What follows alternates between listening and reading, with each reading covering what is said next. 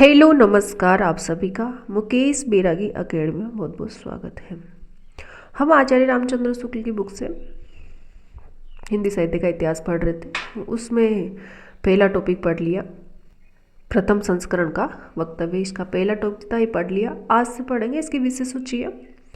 आज से पढ़ेंगे आदिकाल के प्रकरण। जो आदिकाल है ना, इसमें 4 प्रकरण में बांटा गया है। जैसे इसकी विशेष सूची दे रखी है काल विभाग। इसमें प्रकरण है पहला सामान्य परिचय, यानी कि प्रकरण फर्स्ट में सामान्य परिचय है और प्रकरण 2 में अपभ्रंश काव्य है। प्रकरण 2 में क्या है? अपभ्रंश काव्य है।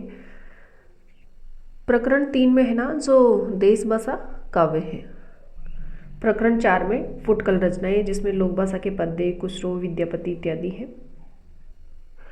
सबसे पहले इसमें काल विभाग देखते हैं। जैसे काल विभाग के अंतर्गत जबकि प्रत्येक देश का साहित्य वहाँ की जनता की चित्तवृत्ति का संचित प्रतिबिंब होता है, तब ये निश्चित है कि जनता की चित्तवृत्ति के परिवर्तन के साथ साथ साहित्य के स्वरूप में भी परिवर्तन होता चला जाता है। आदि से अंत तक इन्हीं चित्तवृत्तियों की परंपरा को फरकते हुए साहित्य परंपरा के साथ उनका सामंजस्य दिखाना ही साहित्य का इतिहास कहलाता है। आचार्य रामचंद्र शुक्ल के अनुसार साहित्य का इतिहास किसे कहते हैं?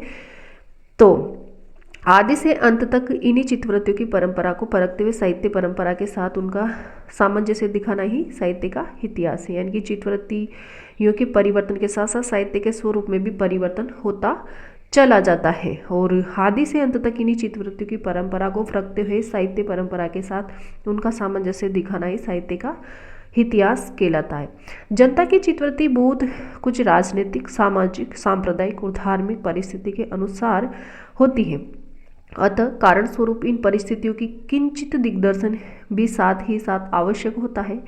इस दृष्टि से हिंदी साहित्य का विवेचन करने में ये बात ध्यान में रखनी होगी कि किसी विशेष समय में लोगों की रुचि विशेष का संचार और पोषण किधर से और किस प्रकार से हुआ। उपयुक्त व्यवस्था के अनुसार हम हिंदी साहित्य के 900 वर्षों के इतिहास को 4 कालों में विभाजित किया है। यानी कि आचार्य रामचंद्र ने इन 4 कालों में बांटा है। वीरगाथा काल, भक्तिकाल, रीतिकाल, गद्यकाल। इन्होंने आदिकाल को वीरगाथा काल नाम दिया। संवत 1050 से, इसका टाइम है संवत 1050 से 1375। और पूर्व मध्यकाल को भक्तिकाल का टाइम है 1375 से 1700। उत्तर मध्यकाल यानी कि रीतिकाल का टाइम है 1700 से 1900 ईस्वी। आधुनिक काल यानी कि गद्यकाल का टाइम है 1900 से 1984। यद्यपि एक बार इसको दोबारा देख लो। आदिकाल यानी कि वीरगाथा काल 1050 से 1375, 1050 से 1375 वीरगाथा काल, और 1375 से 1700 भक्तिकाल, पूर्व मध्यकाल, यानी कि पूर्व मध्यकाल को ही भक्तिकाल कहा जाता है। और 1375 से 1700 इसका टाइम पीरियड है। उत्तर मध्यकाल रीतिकाल, इसका टाइम है 1700 से 1900। आधुनिक काल यानी कि गद्यकाल का टाइम है 1900 से 1984 ईस्वी। किसकी बुक के अनुसार? तो आचार्य रामचंद्र शुक्ल के अनुसार। यद्यपि इन कालों की रचनाओं की विशेष प्रवृत्ति के अनुसार ही उनका नामकरण किया जा गया, पर यह न समझना चाहिए कि किसी विशेष काल में और प्रकार की रचनाएं होती ही नहीं थी। जैसे भक्तिकाल, रीतिकाल को ले तो उसमें वीर रस के अनेक काव्य मिलेंगे और जिनमें वीर राजाओं की प्रशंसा उसी ढंग से होगी जिस ढंग से वीरगाथा काल में हुआ करती थी। अतः प्रत्येक काल का वर्णन इस प्रणाली पर किया जाएगा कि पहले तो उक्त काल के विशेष प्रवृत्ति सूचक उन रचनाओं का वर्णन होगा जो उस काल के लक्षण के अंतर्गत होंगी। पीछे संक्षेप में उनके अतिरिक्त और प्रकार के ध्यान देने योग्य रचनाओं का उल्लेख होगा। इसमें सबसे पहले देखेंगे आदिकाल, जो प्रकरण 1 यानी कि इसमें सब सामान्य परिचय है आदिकाल का।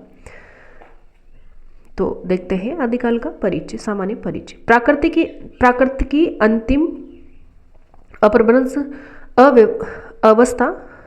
अंतिम अपभ्रंश अवस्था से ही हिंदी साहित्य का आविर्भाव माना जाता है। तो कहाँ से माना जाता है? अपभ्रंश की अवस्था से ही किसका आविर्भाव माना जाता है? तो हिंदी साहित्य का आविर्भाव माना जाता है। उस समय जैसे गाथा कहने से प्राकृतक का बोध होता था। गाथा कहने से किसका बोध होता था? तो प्राकृतक का बोध होता था। वैसे ही दोहा या दुहा कहने से अपभ्रंश भाषा का यानी कि दुहा या दोहा कोने से किसका होता था, तो अपभ्रंश या प्रचलित काव्य भाषा का पद्य समझा जाता था। अपभ्रंश या प्राकृतिक भाष हिंदी के पद्यों का सबसे पुराना पता तांत्रिक और योग मार्गी बौद्धों की सांप्रदायिक रचनाओं के भीतर विक्रम की 7वीं शताब्दी के अंतिम चरण से लगता है। मुंज और भोज के समय संवत 1050 के लगभग, किसके लगभग, संवत 1050 के लगभग, तो ऐसी अपभ्रंश या पुरानी हिंदी का पूरा प्रचार शुद्ध साहित्य या काव्य रचनाओं में ही पाया जाता था। अतः हिंदी साहित्य का आदिकाल संवत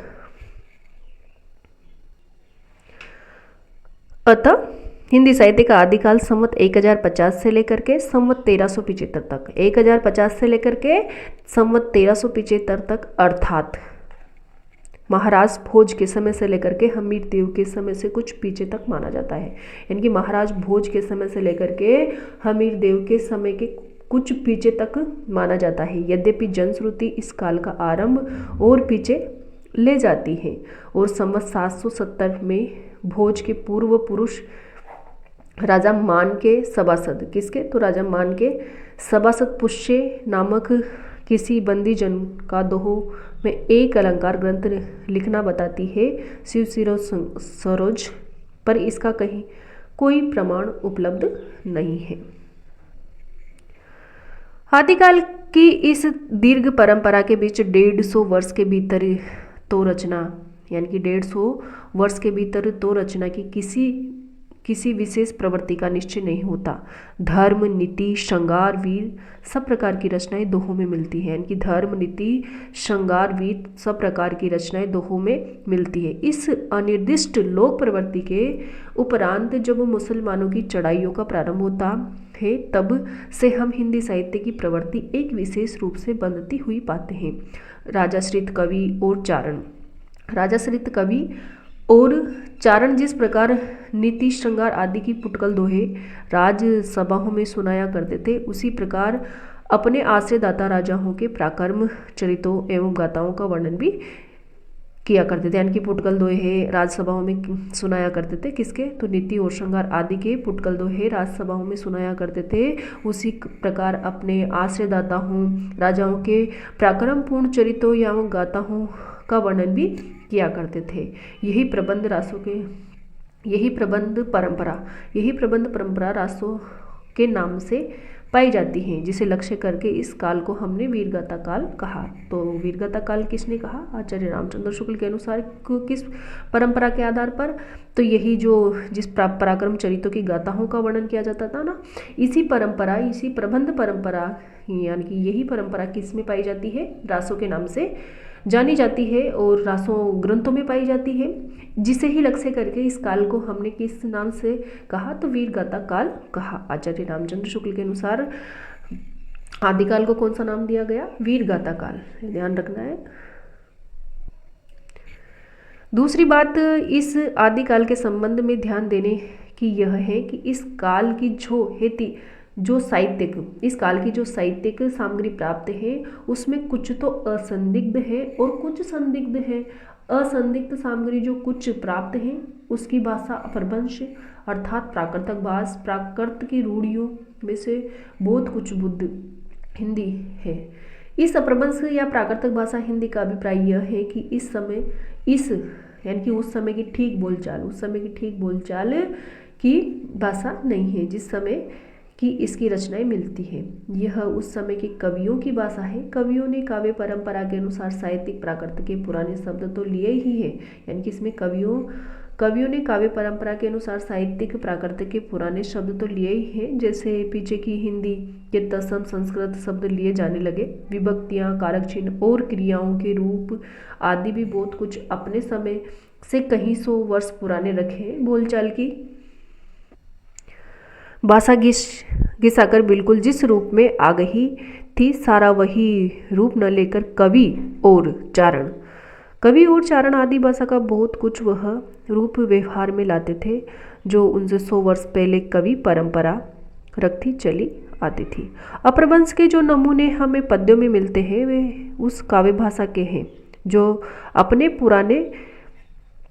पुराने अपने पुरानेपन के कारण बोलने की भाषा से कुछ अलग बहुत दिनों तक, यानी कि आदिकाल के अंत अंत क्या उसके कुछ पीछे तक पोतियों में चलती रही।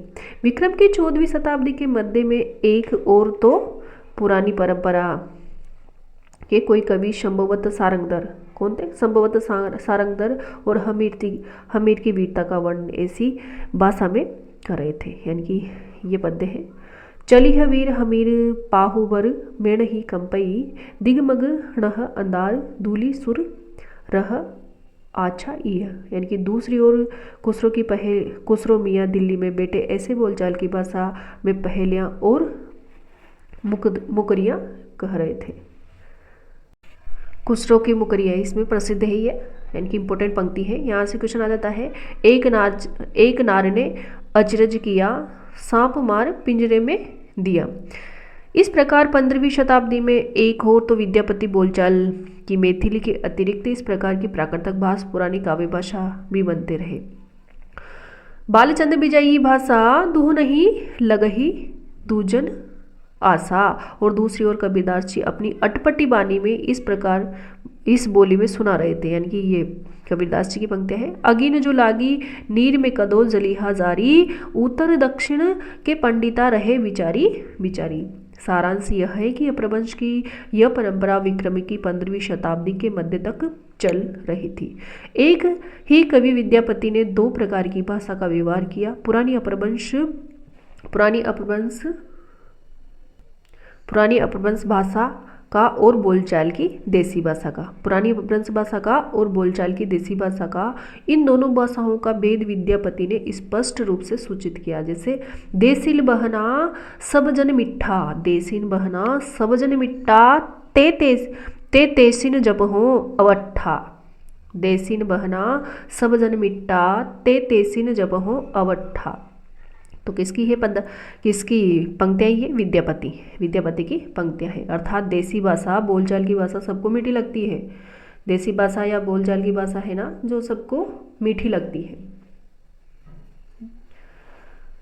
इससे वैसा ही अपभ्रंश देसी भाषा में मिला हुआ मैं कहता हूँ। विद्यापति ने अपभ्रंश से भिन्न प्रचलित बोलचाल की भाषा को देसी भाषा कहा। विद्यापति ने देसी भाषा किसे कहा, यानी कि विद्यापति ने देसी भाषा किसे कहा, तो विद्यापति ने अपभ्रंश से भिन्न प्रचलित बोलचाल की भाषा को ही देसी भाषा कहा। अतः हम भी इस अर्थ में इस शब्द का प्रयोग कहीं कहीं आवश्यकता अनुसार करेंगे। इस आदिकाल के प्रकरण से पहले हम अपभ्रंश की रचनाओं का संक्षिप्त उल्लेख करके तब देसी भाषा की रचनाओं का वर्णन करेंगे। सबसे पहले इसमें है ना आदिकाल में अपभ्रंश की रचनाओं का वर्णन किया जाएगा और उसके बाद देसी भाषाओं की रचनाओं का वर्णन करेंगे। कौन कहते हैं? आचार्य रामचंद्र शुक्ल। अगला है प्रकरण 2, जिसमें है ना अपभ्रंश काव्य आते हैं। प्रकरण 2 में क्या आते हैं? तो अपभ्रंश काव्य आते हैं। जब से प्राकृतिक बोलचाल की भाषा न रह गई तब से अपभ्रंश साहित्य का आविर्भाव समझना चाहिए। पहले जैसे गाता या गाहा कहने से प्राकृतिक का बोध होता था, तो पहले है ना गाता या गाहा कहने से किसका बोध होता था? प्राकृतिक का बोध होता है। वैसे ही पीछे दोहा या दोहा कहने से अपभ्रंश या लोक प्रचलित काव्य भाषा का बोध होने लगा। इसी पुरानी प्रचलित काव्य भाषा में नीति, श्रृंगार, वीर आदि की कविताएं तो चली ही आती थी। जैन और बौद्ध धर्माचार्य अपने मतों की रक्षा के प्रचार के लिए भी इसमें उपदेश आदि की रचना करते थे। प्राकृत से बिगड़कर कुछ रूप बोलचाल की भाषा ने, यानी कि प्राकृतिक का कुछ रूप बिगड़कर किसने ग्रहण कर लिया? तो बोलचाल की भाषा ने ग्रहण कर लिया। फिर वही आगे चलकर कुछ पुराना पड़ गया और काव्य रचना के लिए रूढ़ हो गया। अपभ्रंश नाम उसी समय चला। जब तक भाषा बोलचाल में थी तब तक वह भाषा देश भाषा कहलाती थी। जब तक भाषा बोलचाल में रहती है तो उसे क्या बोलते हैं? देश भाषा ही कहलाती है। जब वह भी साहित्य की भाषा हो गई तब उसके लिए अपभ्रंश शब्द व्यवहार में होने लगा। यानी कि देश भाषा का ही अगर देश भाषा ही जब साहित्य की भाषा हो गई तो उसे कौन सा शब्द व्यवहार में आया? अपभ्रंश शब्द व्यवहार में आया। अगला है भरत मुनि विक्रमी 3री शताब्दी। वैसे तो भरत मुनि का समय है ना 2री शताब्दी है, लेकिन इसमें रामचंद्र शुक्ल की बुक में है ना तीसरी शताब्दी दे रखा है। तो भरत मुनि यानी कि विक्रम तीसरी शताब्दी ने अपरवंश नाम न देकर लोक भाषा को देश भाषा कहा। भरत मुनि ने है ना अपरवंश नाम नहीं दिया और लोक भाषा को क्या कहा, देश भाषा कहा। वर रुचि ने प्राकृतक, वर रुचि के प्राकृतिक प्रकाश यानी कि प्राकृतिक प्रकाश किसका ग्रंथ है, तो वर रुचि की, प्राकृतिक प्रकाश वर रुचि ने भी अपभ्रंश का उल्लेख, मतलब प्राकृतिक प्रकाश में भी किसका उल्लेख नहीं है, अपभ्रंश का उल्लेख नहीं है। अपभ्रंश नाम पहल वल्लभी के राजा, कहाँ के राजा, तो वल्लभी के राजा धारसेन द्वितीय के शिलालेख में मिलता है। किसके शिलालेख में मिलता है, तो वल्लभी के राजा धारसेन द्वितीय के शिलालेख में मिलता है। अपभ्रंश नाम पहल, अपभ्रंश नाम पहल कहाँ मिलता है, तो वल्लभी के राजा धारसेन द्वितीय के शिलालेख में मिलता है, जिसमें उसने अपने पिता गुहसेन विक्रम संवत 650 के पहले को संस्कृत, प्राकृत और अपभ्रंश तीनों का कवि कहा है। गुहसेन को है ना संस्कृत का, प्राकृत का, अपभ्रंश तीनों का कवि कहा है। भामा विक्रम में 7वीं शताब्दी ने भी तीनों भाषाओं का उल्लेख किया है। आचार्य भामा ने भी है ना संस्कृत, प्राकृत और अपभ्रंश तीनों ही भाषाओं का उल्लेख किया है।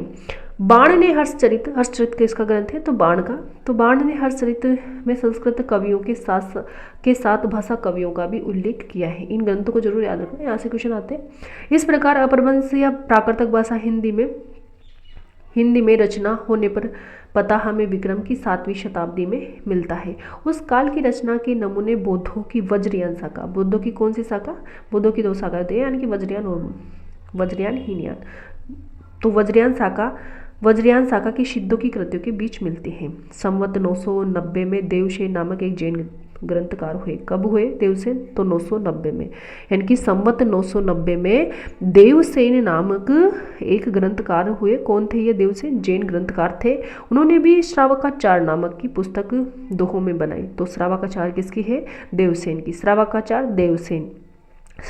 देवसेन यानी कि देवसेन ने श्रावकाचार नामक की पुस्तक दोहों में बनाई थी, जिसकी भाषा अपभ्रंश से अधिक प्रचलित रूप लिए हुए थी। जैसे इसकी भाषा है यानी कि श्रावकाचार की ही ग्रंथ की पुस्तक की दोहों में भाषा है।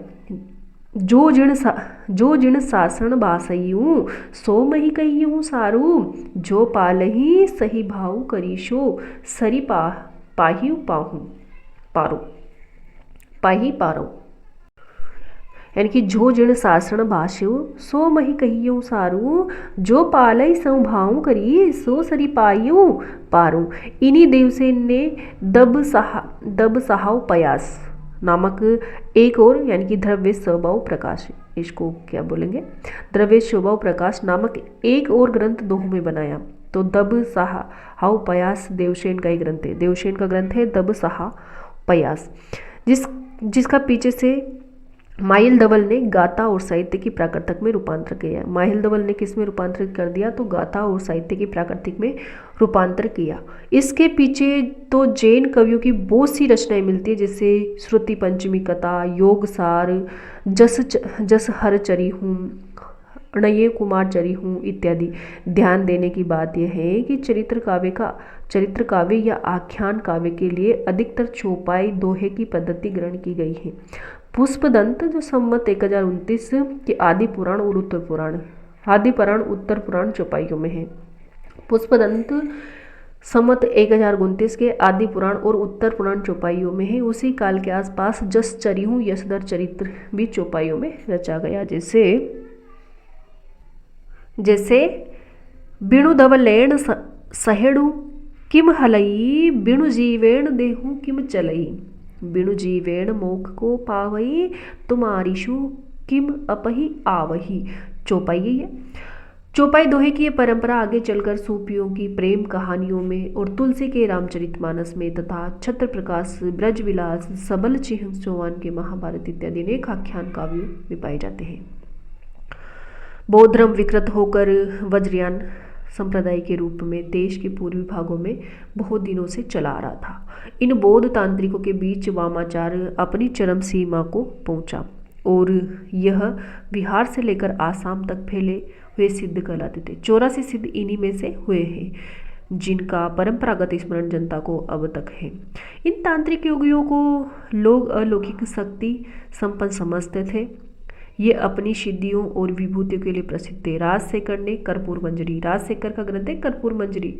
राजशेखर ने कर्पूर मंजरी में भैरवानंद, कौन से, किसका, तो भैरवानंद के नाम से एक ऐसे सिद्ध योगी का समावेश किया है। भैरवानंद नाम से एक ऐसे योगी का सिद्ध का समावेश किया है। इस प्रकार जनता पर इन सिद्ध योगियों का प्रभाव विक्रम की 10वीं शताब्दी से ही पाया जाता है, जो मुसलमानों के आने पर पठानों के समय कुछ न कुछ बना रहा। बिहार के नालंदा और विक्रमशिला, बिहार के नालंदा, नालंदा कहाँ पे है, बिहार में, और विक्रमशिला नामक प्रसिद्ध विद्यापीठ इनके अड्डे थे। बख्तियार खिलजी ने फिर है ना नालंदा को और विक्रमशिला को क्या कर दिया था, उजाड़ दिया था। तो बख्तियार खिलजी ने इन दोनों स्थानों को जब उजाड़ा तब इससे ये तितर बितर हो गया। बहुत से भाट आदि अन्य देशों से चले आए। 84 सिद्धों के नाम है, प्रसिद्ध नाम है 84, एक बार देख लेना इनको। जैसे लुईपा, इंपोर्टेंट है सभी। 84 सिद्धों के नाम है लुईपा, लिलीपा, लीलापा, इनके आपा शब्द लग रहा है, यानी कि पा का है ना, या पाद, पा आदरार्थक पाद शब्द है, आदर के लिए किया गया है पा का इन पीछे। लुईपा, लीलापा, विरूपा, डोम्बीपा, सबरपा, सबरीपा और सहरपा, कंकालीपा, मिनीपा, गोरक्षपा, चौरंगीपा और वीणापा, शांतिपा, ततिमपा, चमरीपा, कड़प्पा, नागार्जुन, कणप्पा और कणरीपा, तगनपा, नारोपा, सीलपा, तिलोपा, छत्रपा, भद्रपा, दोगंदिकापा, अजागीपा और कालपा, दोम्बीपा, कणप्पा, कमरीपा, डेगिम्पा, बदेपा, तदेम्पा, कुकिरीपा, कुचुपा, धर्मपा और महीपा, अचिंतीपा, बलहपा और नलिपा, भूसुकुपा, इंद्रभूति, मेकोपा, कुंटालीपा, कमरीपा और जालंधरपा, राहुलपा, घरवरीपा, धोकरीपा, मेदिनीपा, पंकजपा, घंटापा, जोगीपा, चेलुकपा, गुंडरीपा और निर्गुणपा, जयनंद, चरपटीपा, चंपकपा, भीकनपा, बल्लीपा, कुमारीपा, चमरीपा, मणिभद्रा, ये योगिनी थी, मणिभद्रपा, यानी कि ये योगिनी थी। मणिभद्रपा कौन थी, तो योगिनी, और कनकलापा भी योगिनी थी। कल्पा और कतालिपा, धौरीपा, उदरीपा, कपालपा, किलीपा, सागरपा और सर्व बक्सपा, नागभोदीपा और दारिकपा, पुतलीपा, पनहपा, कोकालीपा, अनंगपा, लक्ष्मीकरा, ये योगिनी थी। समुदपा, बलीपा, यानी कि पा है ना आदरार्थक पाद शब्द है। इस सूची के नाम पूर्व कालक्रम से नहीं है, इनके कई नाम एक समसामयिक थे, यानी कि जो भी नाम है ना कालक्रम के अनुसार नहीं है। आगे है वज्रयान शाखा में जो योगी सिद्ध नाम से प्रसिद्ध हुए, वे अपने मत का संस्कार जनता पर भी डालना चाहते थे। इससे वे संस्कृत रचनाओं के अतिरिक्त अपनी बानी अपभ्रंश मिश्रित देश भाषा या काव्य भाषा में भी बराबर सुनाते रहे। उनकी रचनाओं का एक संग्रह पहले महामंडित हरिप्रसाद शास्त्री, यानी कि पहले ना हरिप्रसाद शास्त्री ने बंगला अक्षरों में बोध गान ओ दुहा, हरिप्रसाद शास्त्री ने बंगला अक्षरों में बोध गान हो दुआ के नाम से निकाला था। और फिर पीछे त्रिपिटकाचार्य राहुल संस्कृतायन बूट देश में जाकर सिद्धों की और बहुत सी रचनाएं लाए। सिद्धों में सबसे पुराने हैं ना सहरपा माने जाते हैं। इनको सहरपा को है ना सरोज वज्र भी नाम से भी जाना जाता है। सबसे सिद्धों में सबसे प्राचीन कौन है, तो सिद्धों में सबसे पुराने है ना सहरपा है, और इनको सरोज वज्र भी कहा जाता है, जिनका काल डॉक्टर विनयतोष भट्टाचार्य ने विक्रम संवत 690 निश्चित किया। उनकी रचना के कुछ नमूने नीचे दिए जाते हैं। अंत साधना पर जोर, और पंडितों को इनको फटकार लगाई, जैसे पंडिह सब हसत बखाणहि, देहि रुद बसंत न जानहि, अमणा गमन न तेन विकंडहि, तो ही निझरी बणहि औ पंडिहि, यानी कि पंक्तियां आ सकती है कि कहाँ की पंक्ति तो आदिकाल से संबंधित है। इन पंक्तियों को देख लेना एक बार कि कौन सी पंक्ति कहाँ से ली गई।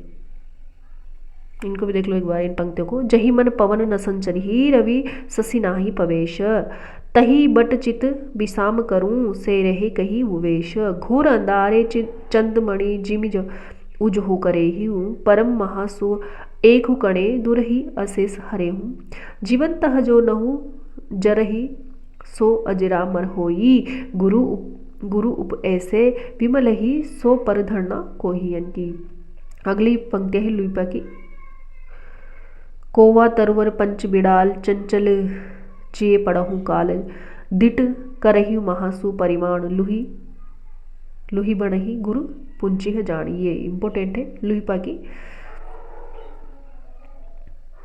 ये भी लुईपा की है। बाव न होई हबाव न जाई, असही समोही को पति आई, लुही बनही बट दुलख बिणाण, तिह दाहे बिल सही अह लागे ना। यानी कि ये पंक्तियाँ आ जाएगी किनकी पंक्तियाँ है, तो लुईपा की पंक्तियाँ हैं। विरूपा की है। विरूपा का समय है संवत 900 के लगभग, और लुईपा का है 830 के आसपास। संवत 830 के आसपास किसका है, तो लुईपा का है। और कणपा का समय क्या है, तो संवत 900 के उपरांत। संवत 900 के उपरांत की बानी के कुछ खंड नीचे उद्धृत हैं, जैसे कि एकणः किंजहि मंत्रण तंत, णिह धरणी लही केली करंत, णिह घर घरणी जाबणः मजई, ताव की पंचवर्ण बिरजही, जिमी लोण बिलजही पाणी, तिमी धरणी लही चित, समरस जही तकणे जड़ पूर्णु ते समचिन्हित, वज्रयानियों की योग तंत्र साधनाओं के मध्य तथा स्त्रियों का विशिष्ट डोमिनी रजकी आदि का अबाध सेवन एक आवश्यक अंग था।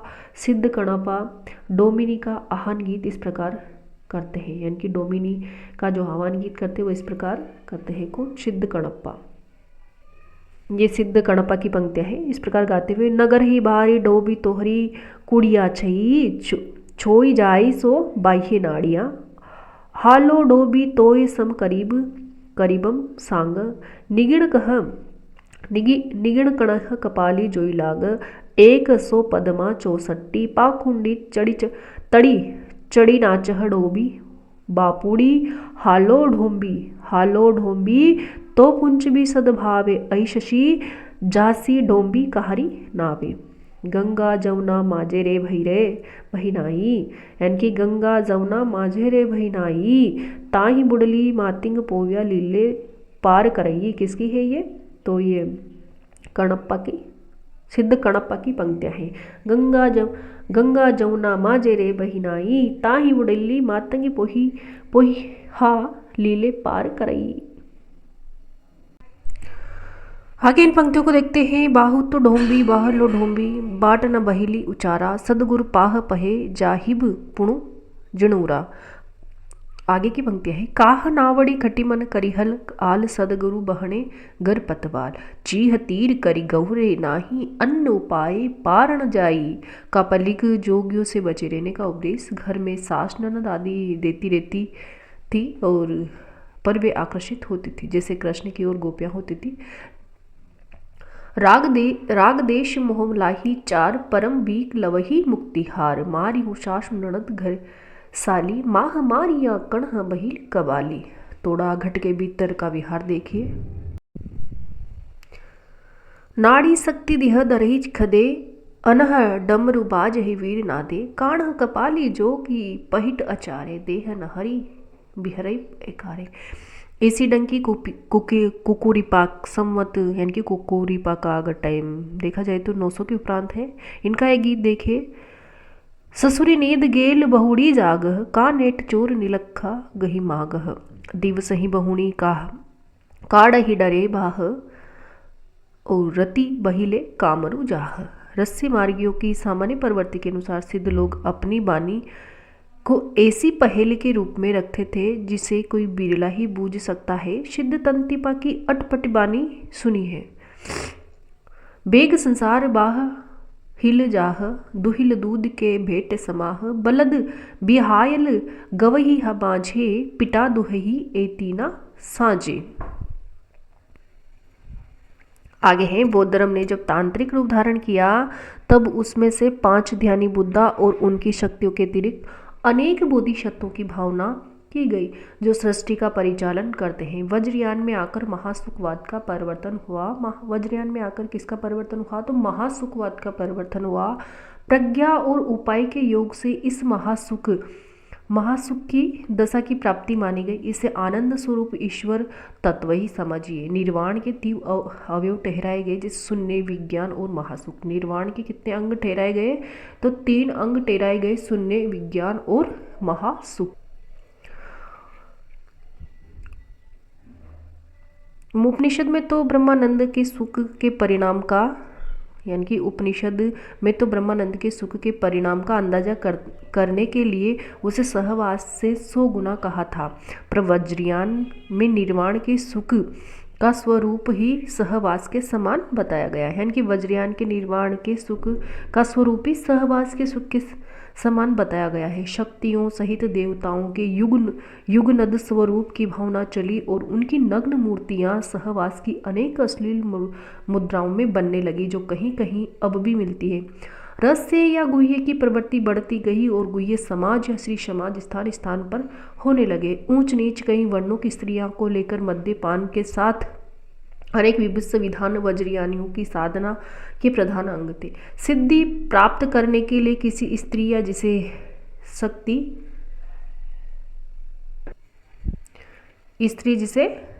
शक्ति योगिनिया महामुद्रा कहते थे। सिद्धि प्राप्त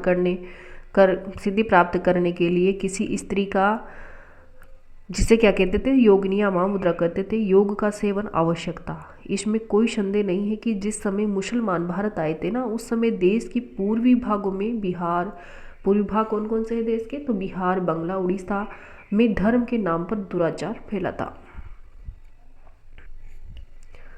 रहस्यवादियों की सार्वभौमिक प्रवृत्ति के अनुसार ये सिद्ध लोग अपनी वाणियों के सांकेतिक दूसरे अर्थ में बताया करते थे, जैसे काहा तरवर पंच बिड़ाल। काहा तरवर पंच बिड़ाल। पंच बिड़ाल बौद्ध शास्त्र के निरूपित पंच प्रतिबंध थे, यानी कि पंच बिड़ाल कैसे कहते हैं? आलस्य, हिंसा, काम, चिकित्सा और मोह। आलस्य, हिंसा, काम, चिकित्सा और मोह, इनको पंच बिड़ाल यानी कि बौद्ध शास्त्र में पंच प्रतिबंध है। ये ध्यान देने की बात यह है कि विकारों की यही 5 संख्या निर्गुण धारा के संतों और हिंदी के सूफी कवियों ने ली। हिंदू शास्त्रों में विकारों की बंदी संख्या 6 है। गंगा, जमुना, मार्जे, बहिरे नाही, इला पिंगला के बीच सुषुम्ना नाड़ी के मार्ग से शून्य देश की ओर यात्रा। इसी से वे ना अपनी वाणियों की भाषा को संध्या भाषा कहते थे। अपनी वाणियों की कौन सी भाषा कहते थे? तो संध्या भाषा कहते थे। ऊपर उद्धृत थोड़े से वचनों से ही इसका पता लग जा सकता है कि इन सिद्धों द्वारा किस प्रकार के संस्कार जनता में इधर उधर बिखेरे गए थे। जनता की श्रद्धा शास्त्रज्ञ विद्वानों पर से हटा कर अंतर्मुख साधना वाले योगियों पर जमाने का प्रयत्न सरह के इस वचन घट में ही बुद्ध है। यह नहीं जानता, आवागमन को भी खंडित नहीं किया, तो भी निर्लज कहता है कि मैं पंडित हूँ।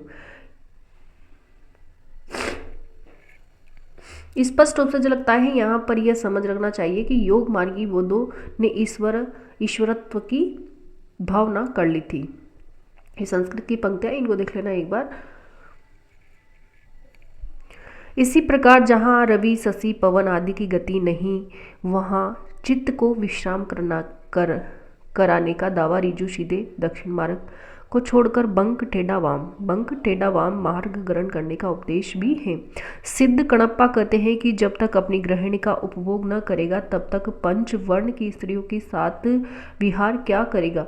वज्रयान में महासुख यानी कि महासुख करते हैं। यहाँ पे महासुख वह दशा बतलाई गई है जिसमें साधक शून्य में इस प्रकार विलीन हो जाता है जिस प्रकार नमक पानी में।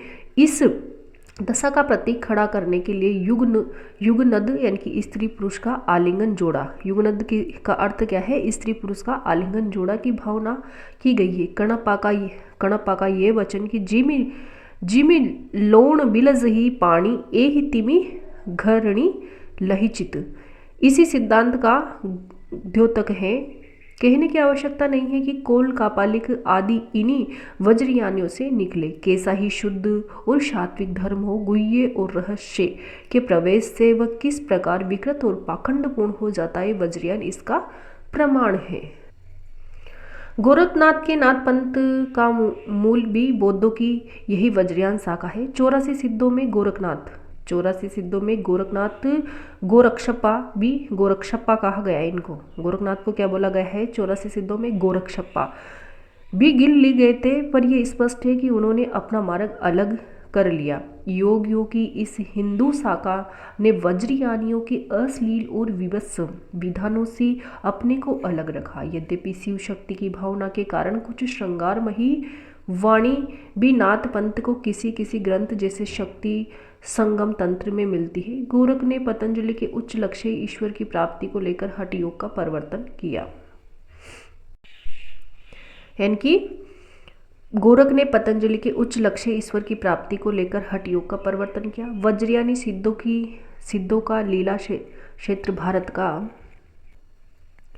पूर्वी भाग था। गोरख ने अपने ग्रंथ का प्रचार देश के पश्चिमी भागों में राजपूताने और पंजाब में किया। पंजाब में नमक के पहाड़ों के बीच बालनाथ योगी का स्थान बहुत दिनों तक प्रसिद्ध रहा। जयसी की पद्मावत में बालनाथ का टीला आया है। जयसी की पद्मावत में क्या है? तो बालनाथ का टीला आया है।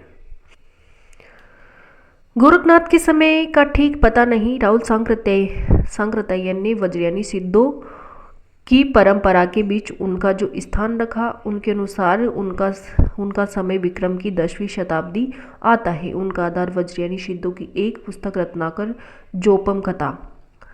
जोपम कथा है, जिसके अनुसार मीननाथ के पुत्र मत्स्येंद्रनाथ कामरूप के मछुआरे थे और चरपटिपा के शिष्य होकर सिद्ध हुए थे। पर सिद्धों की अपनी सूची में सांकृत्यायन जी ने ही मत्स्येंद्रनाथ को जालंधर का शिष्य लिखा है, जो परंपरा से प्रसिद्ध चला आता है। गोरखनाथ जी के गुरु मत्स्येंद्रनाथ मच्छरनाथ थे। यह मतलब प्रसिद्ध ही है कि सांकृत्यायन जी ने है ना मीननाथ या मीनपा को पालवंशी राजा देवपाल के समय में अर्थात संवत 900 के आसपास माना, और यह समय उन्होंने इस आधार पर स्थिर किया था कि पता नहीं यह सिद्धों की उक्त पुस्तक में मीनपा के राजा देवपाल के समय में होने का उल्लेख होता तो वे उसकी ओर विशेष रूप से आकर्षित करते। 84 सिद्धों के नामों में हेर फेर होना बहुत संभव है। हो सकता है कि गोरक्षप्पा और चौरंगीपा के नाम के पीछे से जुड़ गए हो, और बहुत संभव हो सकता है कि गोरक्षप्पा और चौरंगीपा के नाम पीछे से जुड़ गए हो, और मीनप्पा से मत्स्येंद्र का नाम सामे के अतिरिक्त कोई संबंध न हो। ब्रह्मानंद ने दोनों को बिल्कुल अलग माना भी है, और सरस्वती भवन यानी कि अलग भी माना है इन्होंने। और संदेह यह देखकर और भी होता है कि सिद्ध नामावली में और सब सिद्धों की जाति और देश का उल्लेख है, पर गोरक्ष और चौरंगी का कोई विवरण नहीं है। अतः गोरखनाथ का समय निश्चित रूप से विक्रम की 10वीं शताब्दी मानते नहीं बनता। यानी कि है ना गोरखनाथ का समय निश्चित रूप से विक्रम की 10वीं शताब्दी मानते ही नहीं बनता। महाराष्ट्र के संत ज्ञानदेव ने जो अलाउद्दीन के समय, ज्ञानदेव किसके समय थे? अलाउद्दीन के समय मत 1358 में थे, अपने यानी कि है ना ज्ञानदेव ने अपने को गोरखनाथ की शिष्य परंपरा में कहा है। उन्होंने ये परंपरा इस क्रम में बताई है। इन्होंने ये क्रम बताया है कि आदिनाथ हुए, फिर उसके बाद मत्स्येंद्रनाथ, फिर गोरखनाथ, फिर गेनीनाथ, फिर निवृत्तिनाथ और ज्ञानेश्वर। ये परंपरा याद रखनी है। पहले आदिनाथ, फिर मत्स्येंद्रनाथ, गोरखनाथ, गेनीनाथ और निवृत्तिनाथ और ज्ञानेश्वर। इस महाराष्ट्र परंपरा के अनुसार गोरखनाथ का समय महाराज पृथ्वीराज के पीछे आता है। नाथ परंपरा में मत्स्येंद्रनाथ के गुरु जालंधरनाथ माने जाते हैं। मत्स्येंद्रनाथ के गुरु कौन हैं? तो जालंधरनाथ माने जाते हैं। भोट के ग्रंथों में भी सिद्ध जालंधर आदिनाथ कहे गए हैं। सब बातों का विचार करने से हमें ऐसा प्रतीत होता है कि जालंधर ने ही सिद्धों से अपनी परंपरा अलग की और पंजाब की ओर चले गए हैं और वहाँ कांगड़े की पहाड़ियों तथा स्थानों में रमते रहे।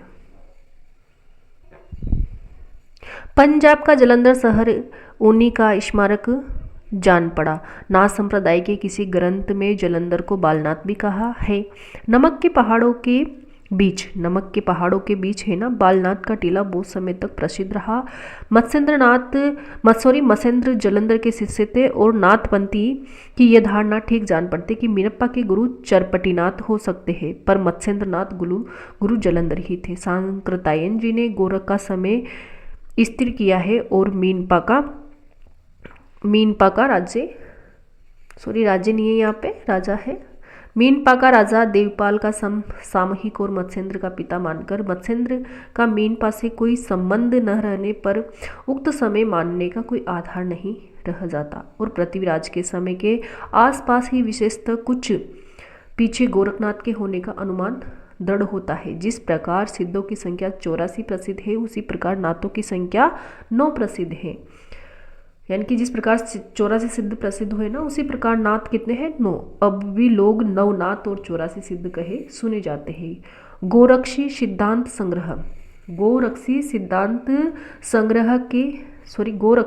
संग्रह में मार्ग पर्वतों के नाम गिनाए हैं, जिनमें प्रमुख है नागार्जुन, जड़भरत, हरिश्चंद्र, सत्यनाथ, भीमनाथ, गोरक्षनाथ, चरपट, जालंधर और मलयार्जुन।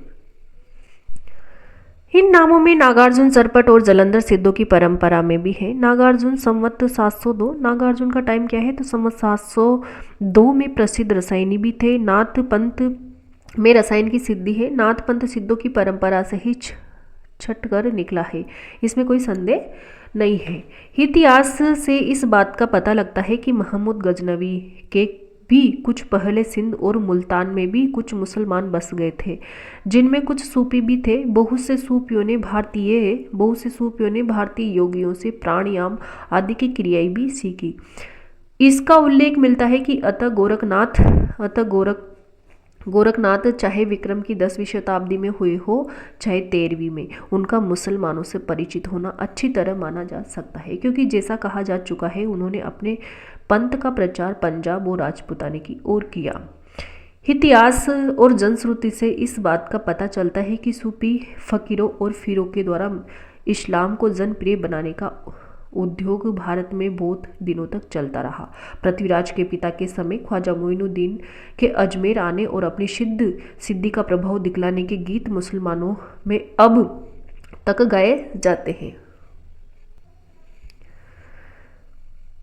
चमत्कारों पर विश्वास करने वाली भोली भाली जनता के बीच अपना प्रभाव फैलाने में हिंद पीरों और फकीरों को सिद्धों और योगियों से मुकाबला करना पड़ा, जिनका प्रभाव पहले से जमा चला आ रहा था। भारतीय मुसलमानों के बीच विशेषतः सूफियों की परंपरा में ऐसी अनेक कहानियां चली, जिनमें किसी पीर ने किसी सिद्ध या योगी को करामात में पछाड़ दिया। कहीं योगियों के साथ ख्वाजा मोइनुद्दीन का भी ऐसा ही करामाती दंगल कहा जाता है, तो ये याद रखना है। ऊपर कहा जा चुका है कि गोरखनाथ की हठ योग साधना ईश्वरवाद को लेकर चली थी, अतः उसमें मुसलमानों के लिए भी आकर्षण था। ईश्वर से मिलाने वाले योग हिंदुओं और मुसलमानों दोनों के लिए एक सामान्य साधना के रूप में आगे रखा जा सकता है। यह बात गोरखनाथ को दिखाई पड़ी थी। उसमें मुसलमानों को अप्रिय मूर्ति पूजा और बहुदेवोपासना की आवश्यकता न थी, अतः उन्होंने दोनों के विद्वेष भाव को दूर करके साधना का एक सामान्य मार्ग निकालने की संभावना समझी थी और वे उसका संस्कार अपने शिष्य परंपरा में छोड़ गए थे। नाथ संप्रदाय के सिद्धांतों ग्रंथों में ईश्वरोपासना के बाह्य विधानों के प्रति उपेक्षा प्रकट की गई है। घट के भीतर ही ईश्वर को प्राप्त करने पर जोर दिया गया है और वेद शास्त्र का अध्ययन व्यर्थ ठहराकर विद्वानों के प्रति अश्रद्धा प्रकट की गई है। तीर्थाटन आदि निष्फल कहे गए हैं। इसमें है ना, ये संस्कृत की पंक्तियां देख लो।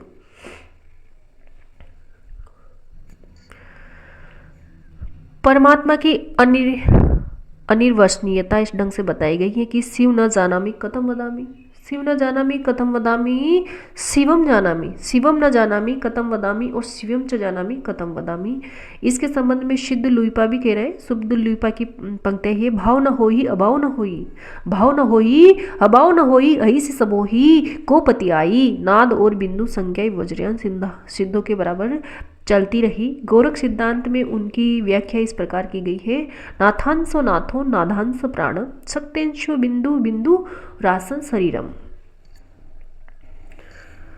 नाद और बिंदु के योग से जगत की उत्पत्ति सिद्ध और हठि योगी दोनों मानते थे। तीर्थाटन के संबंध में जो भाव सिद्धों का था वही हठि योगियों का भी रहा। चित्त शोधन प्रकरण में वज्र यानी सिद्ध आर्यदेव कर्णरिपा का वचन है। ये संस्कृत की पंक्तियां देख लो, प्रतन्नपि गंगायाम नेव श्वा शुद्धर महति। और जनता के बीच इस प्रकार के प्रभाव क्रमशः ऐसे गीतों के रूप में निर्गुण पंक्ति संतों द्वारा आगे भी बराबर फैल रहे थे। गंगा के नहाए कहो को नर तरीके, मछली न तरी चाको पानी में घर है। यानी कि गंगा के नहाए कहो को नर तरी ही तरीगे, मछली न तरी जाको पानी में घर है। यहाँ पर यह ध्यान में रखना आवश्यक है कि 84 सिद्धों में बहुत से मछुए, चमार, धोबी, डोम, कहाड़, लकड़ारे, दर्जी तथा बहुत से शूद्र कहे जाने वाले लोग थे। अतः जाति बाति के खंडन तो वे आप ही थे। नाथ संप्रदाय भी जब फैला तब उसमें भी जनता की नीची और अशिक्षित श्रेणियों के बहुत से लोग आए जो शास्त्र ज्ञान संपन्न थे, जिनकी बुद्धि का विकास बहुत सामान्य कोटि का था, पर अपने रहस्य दर्शी प्रदर्शित करने के लिए शास्त्रज्ञ पंडितों और विद्वानों का फटकारना भी वे जरूरी समझते थे। सतगुरु का मातम्य सिद्धों में भी और उनमें भी बहुत अधिक था।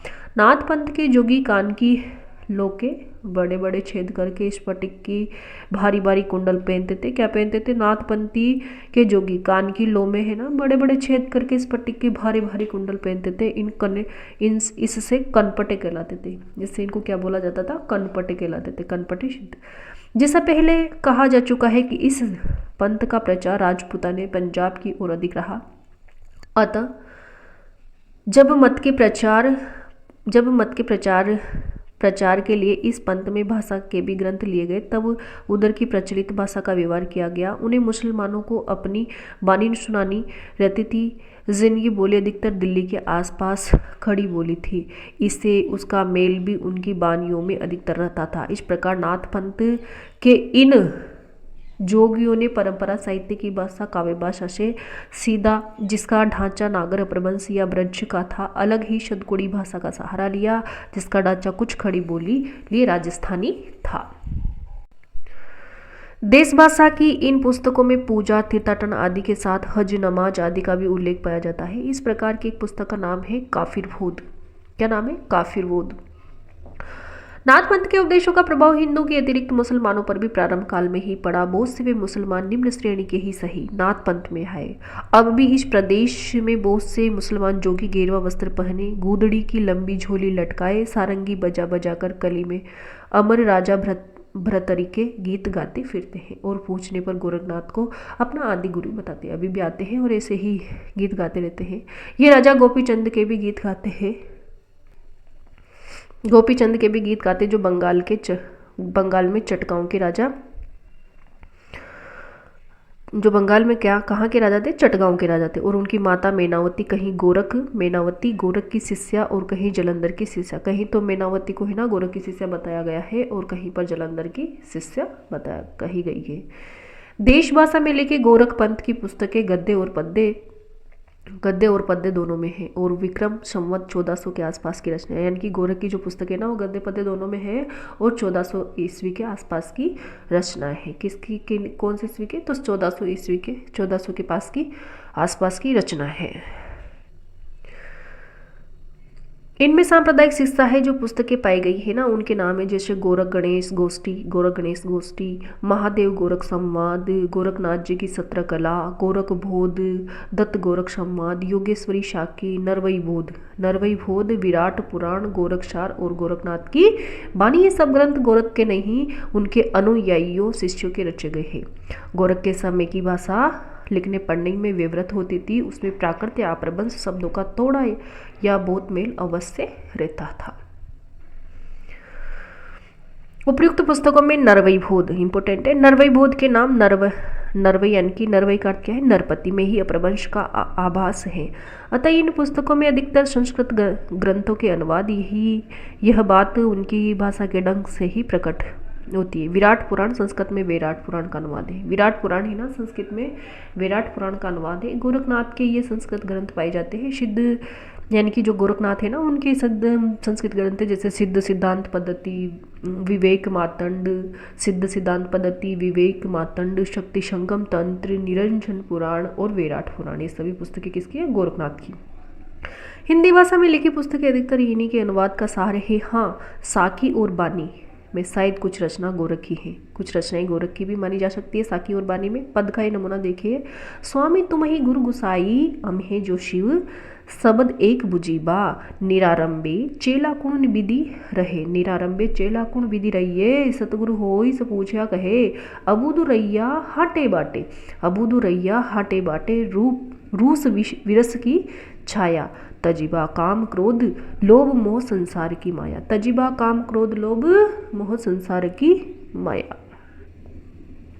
सिद्धों और योगियों का इतना वर्णन करके इस बात की ओर ध्यान दिलाना हम आवश्यक समझते हैं कि उनकी रचनाएं तांत्रिक विधान, योग साधना, आत्मनिग्रह, श्वास निरोध, भीतरी चक्रों और नाड़ियों की स्थिति, अंतर्मुख साधना के महत्व इत्यादि की सांप्रदायिक शिक्षा मात्र, जीवन की स्वाभाविक अनुभूतियों और दशाओं से उनका कोई संबंध नहीं है। अतः वे शुद्ध साहित्य के अंतर्गत नहीं आती।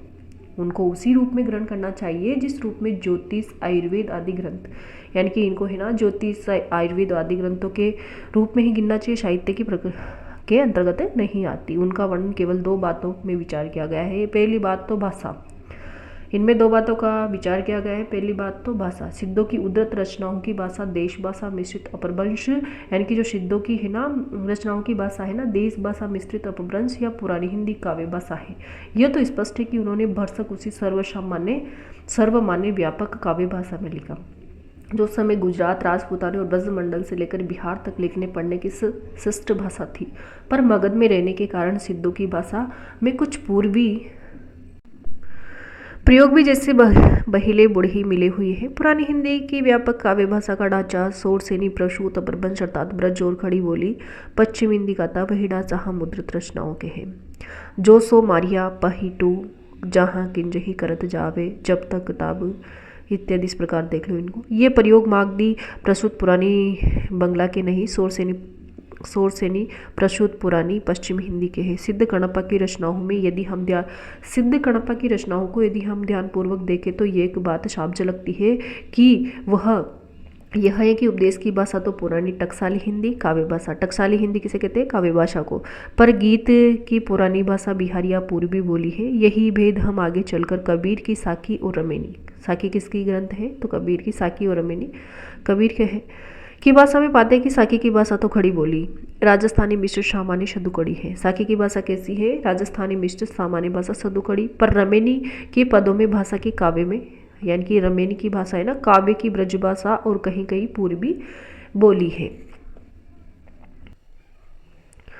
सिद्धों की सरह सबसे पुराने हैं, यानी कि सरप्पा है ना सिद्धों में सबसे पुराने हैं, अर्थात विक्रम संवत 690। सरप्पा है ना 690 ईस्वी के हैं, तो सरप्पा का टाइम क्या है 690 ईस्वी के। अतः हिंदी काव्य भाषा के पुराने रूप का पता हमें विक्रम की 7वीं शताब्दी के अंतिम चरण से लगता है। दूसरी बात है कि सांप्रदायिक प्रवृत्ति के उसके संस्कार की परंपरा वज्र यानी सिद्धों ने निम्न श्रेणी की प्राय शिक्षित जनता के बीच किस प्रकार के भावों के लिए जगह निकाली ये दिखाया जा चुका है। उन्होंने बाह्य पूजा, जाति पाति, तीर्थाटन इत्यादि के प्रति उपेक्षा बुद्धि का प्रचार किया। रस्यदर्शी बनकर शास्त्रज्ञ विद्वानों का तिरस्कार करने और मनमाने रूपकों के द्वारा अटपटी बानी में पहेलियां बुझाने का रास्ता दिखाया। घट के भीतर चक्र, नाड़ियां, शून्य, देश आदि मानकर साधना करने की बात फैलाई। ओर्ण, नाद, बिंदु, श्रुति, नृत्य ऐसी शब्दों की उतरणी करना सिखाया। यही परंपरा अपने ढंग पर नाथपंथियों ने जारी रखी। आगे चलकर भक्ति काल में निर्गुण संत संप्रदाय किस प्रकार वेदांत के ज्ञानवाद, सूफियों के प्रेमवाद तथा वैष्णव की अहिंसावाद और प्रगतिवाद को मिलाकर सिद्धों और योगियों के द्वारा बनाए इस रास्ते पर चल पड़ा। आगे दिखाया जाएगा कि कबीर आदि संतों को नाथपंथियों ने जिस प्रकार साकी और बानी शब्द मिले, साकी और बानी शब्द मिले, उसी प्रकार साकी और बानी के लिए बहुत सी सामग्री शतगुणी भाषा, यानी कि साकी और बानी के लिए बहुत सी सामग्री शतगुणी भाषा भी थी। यही दो बातें दिखाने के लिए इतिहास में सिद्धों और योगियों के विवरण दिया गया है। उनकी रचनाओं का जीवन की स्वाभाविक शरणियों, अनुभूतियों और दशाओं की कोई संबंध नहीं है। वे सांप्रदायिक शिक्षा मात्र है, अतः शुद्ध साहित्य की कोटि में नहीं आ सकती। उन रचनाओं की परंपरा को हम काव्य या साहित्य की कोई धारा नहीं कह सकते। अतः धर्म संबंधी रचनाओं की चर्चा छोड़कर हम सामान्य साहित्य की जो कुछ सामग्री मिलती है उसका उल्लेख उनके संग्रहकर्ता और रचयिता के क्रम में करते हैं। आगे प्रमुख कवि आते जैसे हेमचंद्र, गुजरात के सोलंकी राजा सिद्धराज जय सिंह 1150 से 1199 ईस्वी। जय सिंह का टाइम क्या है तो 1150 से 1199 ईस्वी। और उनके भतीजे कुमारपाल संवत 1199 से 1230, यानी कि जय सिंह के भतीजा था कुमारपाल, उनका समय क्या है 1199 से 1230 के यहाँ इनका बड़ा मान था। जो गुजरात के सोलंकी राजा थे ना सिद्धराज जय सिंह, उनके यहाँ हेमचंद्र का बड़ा मान था। ये अपने समय के सबसे प्रसिद्ध जैन आचार्य थे। ये अपने समय के है ना, हेमचंद्र अपने समय के प्रसिद्ध जैन आचार्य थे। इन्होंने एक बड़ा भारी व्याकरण ग्रंथ सिद्ध हेमचंद्र शब्दानुशासन, सिद्ध हेमचंद्र शब्दानुशासन सिद्धराज के समय में बनाया, जिसमें संस्कृत, प्राकृत और अपभ्रंश, संस्कृत, प्राकृत और अपभ्रंश तीनों का समावेश किया गया। अपभ्रंश के उदाहरणों में इन्होंने पूरे दोहे या पद्य उद्धृत किए हैं, जिनमें से अधिकांश इनके समय के पहले हैं। कुछ दोहे देखे जैसे बला हुआ जो मारिया, बहणी महारा कंतु, लजे हूँ तू वही सी अहू, जही बग्गा गरु अंतु, यानी कि हे वो अपनी स्त्री से कहती है नायिका कि भला हुआ जो मेरा पति मारा गया है बहन, भला हुआ जो मारा गया हमारा कांत। यदि वो भाग आता, युद्ध से भाग आता तो अपनी समवेश को यानी कि अपनी सखियों से वो क्या हो जाती, लज्जित हो जाती।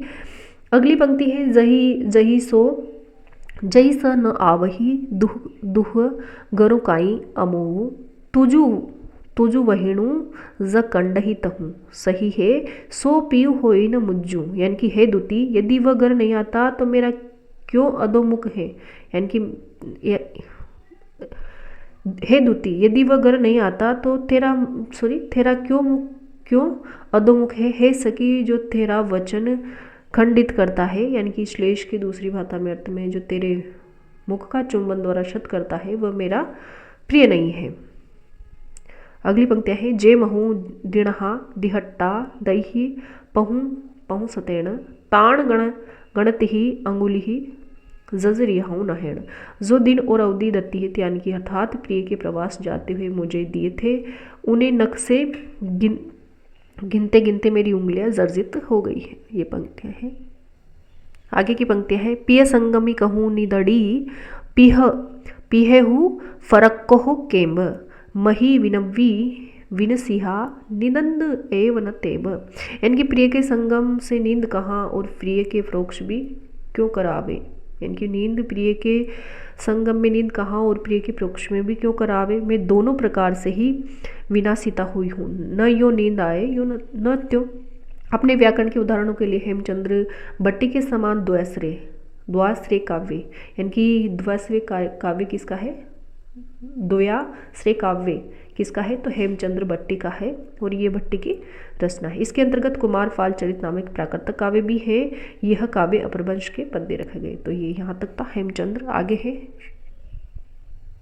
आगे है सोमप्रभ सूरी, ये भी एक जैन पंडित है। सोमप्रभ सूरी की बात करें तो ये भी एक जैन पंडित थे। इन्होंने संवत 1241 में कुमारपाल प्रतिबोध किसका ग्रंथ है तो सोमप्रभ सूरी का ग्रंथ है।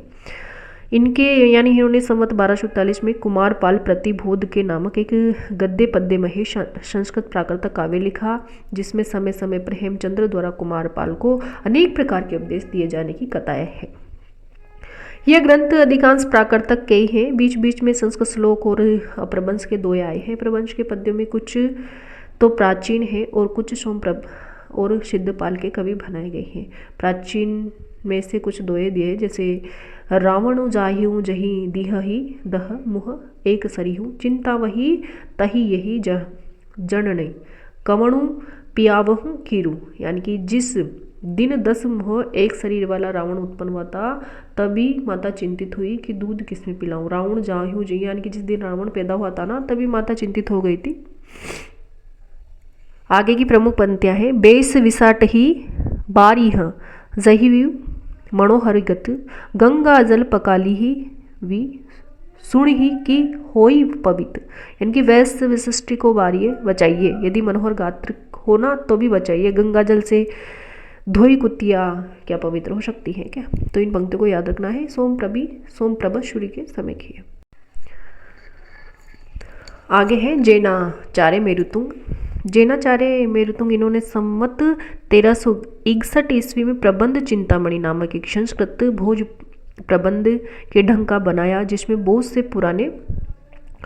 से पुराने राजाओं के आख्यान संग्रहित किए गए। आख्यानों के अंतर्गत बीच बीच में अपभ्रंश के पद्य भी उद्धृत हैं, जो बहुत पहले से चले आए थे। कुछ दोहे तो राजा भोज के चाचा मुंज के कहे हुए हैं, और मुंज के दोहे अपभ्रंश या पुरानी हिंदी के बहुत ही पुराने नमूने कहे जा सकते हैं। मुंज ने जब तेलंग देश पर चढ़ाई की थी, वहाँ के राजा तेलप ने उसे बंदी कर लिया था और रस्सियों से बांधकर यहाँ ले आए थे। वहाँ उसके साथ तेलप की बहन मृणालवती से प्रेम हो गया। इस प्रसंग के दोहे देखे, ये मेरुतुंगाचार्य के। जाली तुट्टी किम न मुहुय चरपुंज, हिंदी ही दोरी बंदे हुआ जिमी मकंड तिम मुंज। यानी कि इसका अर्थ है, टूटी पड़ी हुई आग से क्यों न मरा, शारपुंज क्यों न हो गया, तेरी डोरी में बंद वैसे घूमता है मुंज। अगले मुंज की पंक्तियां देख लो। मुंज बणे ही मुणाल वही, जुबण गहे नजूरी, जही सकर सहे खंड की तिये, तो इस मीठी छुरी। यानी कि मुंज कहता है कि हे मृणालवती गहे हुए यौवन को न पछता, यदि शक्रा के खंड हो जाए तो भी क्या छुरी हुई ऐसी ही मीठी रहेगी। ये प्रमुख पंक्तियां हैं मुंज की, देख लीजिए। जामति पंचही जंप जही, सामति पहेली होई, मुंज बनही मुणाल वही, विघ्न न बढ़ही कोई। जो मति या बुद्धि पीछे प्राप्त होती है ना, वो पहले हो तो मुंज कहता है कि हे मृणालवती, विघ्न किसको न घेरे, विघ्न सबको ही घेरते हैं। ये भी मुंज की पंक्तियां हैं।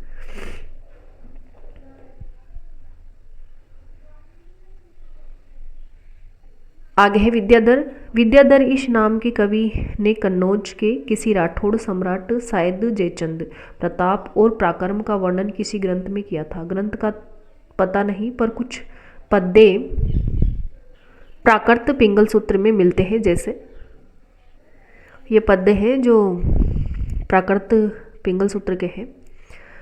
यदि विद्याधर को समसामयिक कवि माना जाए तो उसका समय विक्रम की 13वीं शताब्दी समझा जाता है। विद्याधर का समय क्या है? 13वीं शताब्दी। विद्याधर का समय क्या है? ये समसामयिक कवि माना जाए ना उस समय के, तो 13वीं शताब्दी का इनका समय माना जाता है। अगले है सारंगधर। सारंगधरी इनका आयुर्वेद का ग्रंथ तो बहुत प्रसिद्ध है। ये अच्छे कवि और सूत्रकार भी थे। इन्होंने सारंगधर पद्धति के नाम से एक सुभाषित संग्रह भी बनाया और अपना परिचय भी दिया। रणथंभौर के सुप्रसिद्ध वीर महाराज हमीरदेव के प्रधान सभासदों में राघवदेव थे। उनके भोपाल दामोदर और देवदास के 3 पुत्र हुए। दामोदर के 3 पुत्र हुए, सारंगधर, लक्ष्मीधर और कृष्ण। हमीरदेव संवत 1357 में अलाउद्दीन की चढ़ाई में मारे गए थे। अतः सारंगधर के ग्रंथों का समय उक्त संवत के कुछ पीछे अर्थात विक्रम की 14वीं शताब्दी के अंतिम चरण में मानना चाहिए।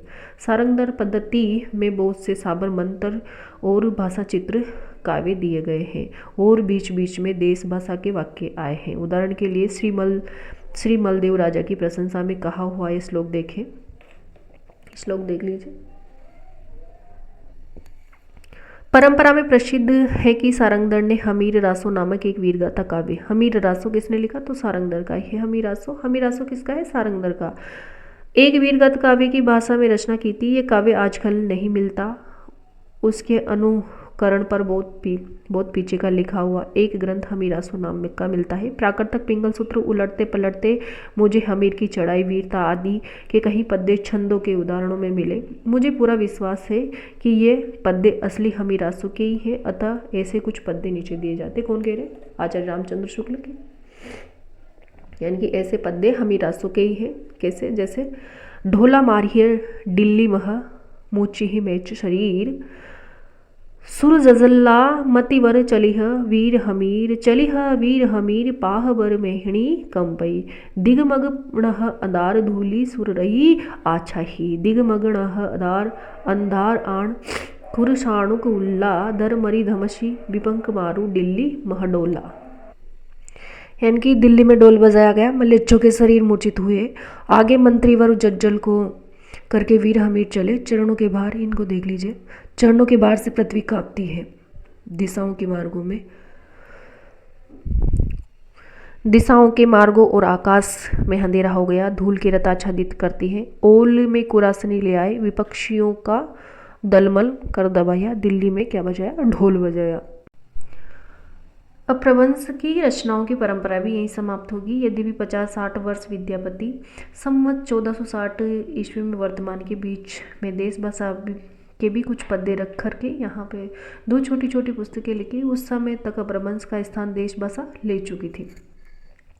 प्रसिद्ध भाषा तत्वविद सर जॉर्ज गिरिसन जब विद्यापति के पदों का संग्रह कर रहे थे तो उन्हें पता लगा कि कीर्तिलता और कीर्ति पताका नाम की प्रशस्ति संबंधी 2 पुस्तक उनकी लिखी है।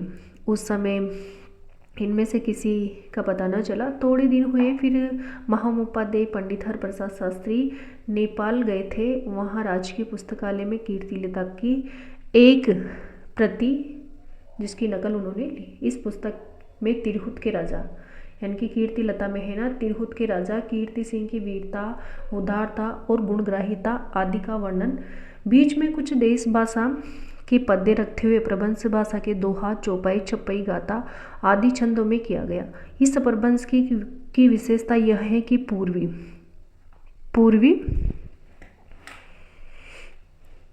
इसमें क्रियाओं आदि के बहुत से रूप पूर्वी है। नमूने के लिए एक उदाहरण लीजिए, जैसे कि नमूने के लिए एक उदाहरण देखिए, रजिलुद असलान बुद्धि बिखम बले हारल, पास बहिसी विश्वासी राय गहने सरमारल, मारंत राय रण रोल पुड़ू मेहनी हा सदहुआ, सुर राय नहर नर हर रमणी बाम नहन फणुफुरिय दुह। दूसरी विशेषता विद्यापति के प्रबंध की यह है कि प्राय देश भाषा के कुछ अधिक हुए और उसमें तत्सम संस्कृत शब्दों का वैसा बहिष्कार नहीं है। तात्पर्य है कि वह रूढ़ियों से उतनी अधिक बंदी नहीं है उसमें, जैसे इस प्रकार की टकसाली अपभ्रंश, पुरुषतेन पुरुषहूँ नहीं पुरुषहूँ जम मथेन, जलदानेन हो जल हो न हो जल हो पूंजी हो दूमो। वैसे इस प्रकार की देश भाषा या बोली भी है। कतहूँ तुरक बरकर बार जाए ते बेघार दरी आन ही बाबन बरुहा मथा चढ़ाई गई का चरुआ, हिंदू बोल दूर निकार चोट हूँ तुर्का बबकी नार। अपभ्रंश की कविताओं के जो नए पुराने नमूने अब तक दिए जा चुके हैं उनसे इस बात का ठीक अनुमान हो सकता है कि काव्य भाषा प्राकृत की रूढ़ियों से कितनी बंधी हुई चलती रही। बोल चाल तक के तत्सम संस्कृत शब्दों का पूरा बहिष्कार उसमें पाया जाता है। उपकार, नगर, विद्या, वचन ऐसे प्रचलित शब्द भी उह, हार, नहर, बीजा, बहुण बनाकर ही रखे जाते थे। जासू, तासू ऐसे रूप बोलचाल से उठ जाने पर भी पोतियों में बराबर चलते रहे। विशेषण विशेष्य के बीच विभक्तियों का समानाधिकरण अपभ्रंश काल में कृदंत विशेषणों से बहुत कुछ उठ चुका था, पर प्राकृतिक की परंपरा के अनुसार प्रबंध की कविताओं में कृदंत विशेषणों में भी मिलता है। जैसे जुबन गहूँ न जुरी गहे, गए को यौवन को न जूर गए, यौवन को न पछता। जब ऐसे उदाहरणों के साथ हम ऐसे उदाहरण भी पाते हैं जिनमें विभक्तियों का ऐसा समानाधिकरण नहीं है, तब यह निश्चय हो जाता है कि उसका सन्निवेश पुरानी परंपरा का पालन मात्र है। इस परंपरा पालन का निश्चय शब्दों की परीक्षा से अच्छी तरह हो जाता है जब हम अपभ्रंश के शब्दों में मिठ और मीठी दोनों रूपों का प्रयोग पाते हैं। तब उस काल में मीठी शब्द में प्रचलित होने में क्यों संदेह हो सकता है। ध्यान देने पर यह बात भी लक्षित होगी कि ज्यों ज्यों काव्य भाषा देश भाषा की ओर अधिक प्रवृत्त होती गई, त्यों त्यों तत्सम संस्कृत रखने में संकोच भी घटता गया। सारंगधर के पद्यों और कीर्तिलता में इसका प्रमाण मिलता है। तो ये था आज का अपना टॉपिक आचार्य रामचंद्र की शुक्ल की बुक से काल विभाग और आदिकाल में प्रकरण 1 और 2। प्रकरण 1 में है सामान्य परिचय, प्रकरण 2 में है अपभ्रंश काव्य और प्रकरण 3 अब पढ़ेंगे बाद में। तो वीडियो देखने के लिए आपको बहुत बहुत धन्यवाद। अगर आपको वीडियो पसंद आई तो लाइक करें, शेयर करें और चैनल को सब्सक्राइब करें। Thank you.